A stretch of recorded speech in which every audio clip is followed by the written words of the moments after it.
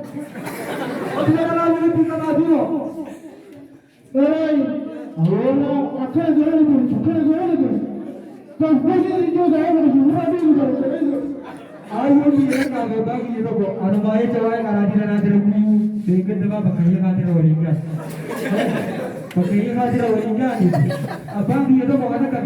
Bahagian abang kan kita nanti kita ayo dia. Dia orang boleh tapi kita guru dia boleh. Ayo kita apa? Wajib dia nak apa?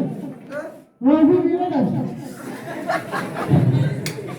Akan jalan pada dulu ni. Akan dia jam itu dulu dia jam. Baru akan baru dia ni kita nak barang apa bakal itu. Oh di sana mana di Turki? Abang suci ni tak wajib. Dia tak siapa. Dia tak wajib sebenarnya.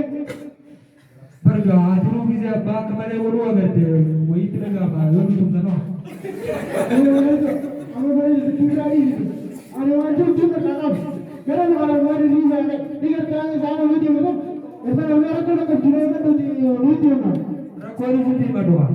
Aji lagi berdoa. Pura raju ni sana jejak. Kasih kalau kasih tinggal awak mazrul berjaya lagi bisa kerja. Kasih sabira nak lagi dia kerana di narafi teka hati dia tabar apa agar orang ini.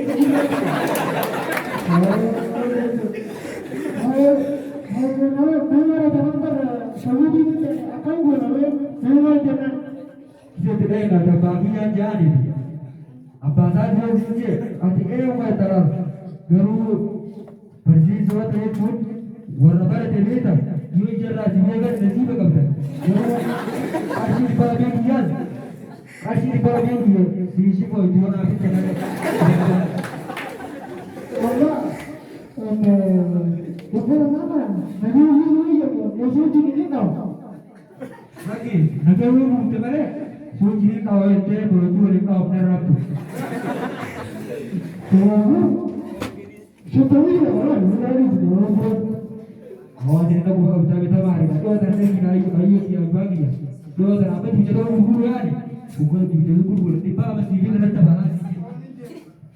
Saya bagi. Wah ni nabi kita berjanji rapat. Kita rapat orang kita ada. Tapi tu mana nanti bagi yang lagi ada. Itu juga ada. Hati kita suruh cinta berjanji. Ibu ini ada. Singgah ini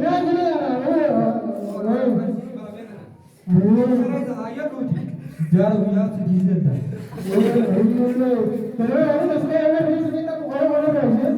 Kalau tu aku dah fikir tu jangan makan aja buat. Jauh dah.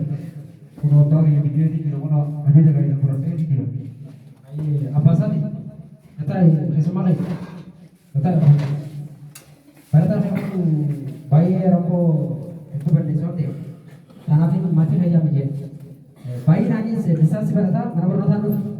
Cara sudah bersota, akai riatilah, bersota kembali. Bersah itu apa itu? Bersah itu di situ itu nak aduti. Itu. Kanafu bersota sekali bayi nama berusaha seluruh. Kanafu arah, aturan ini siapa? Rokok dan tidak kesimura. Kanaf, jangan yang nak bersota. Nama tu yang jadi gana terkan pun. Jangan rokok itu benda suci. Mana berusaha? Bisa saya berharap saya, dalai mana orang macam saya je. Kenapa ini fake no guru?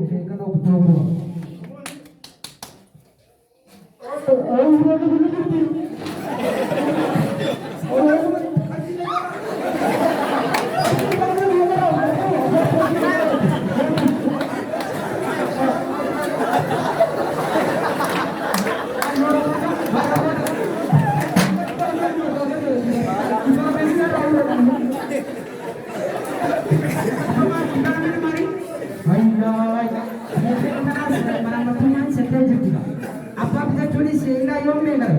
Boleh tanya juga kan? Oh, di bawah bagi rapor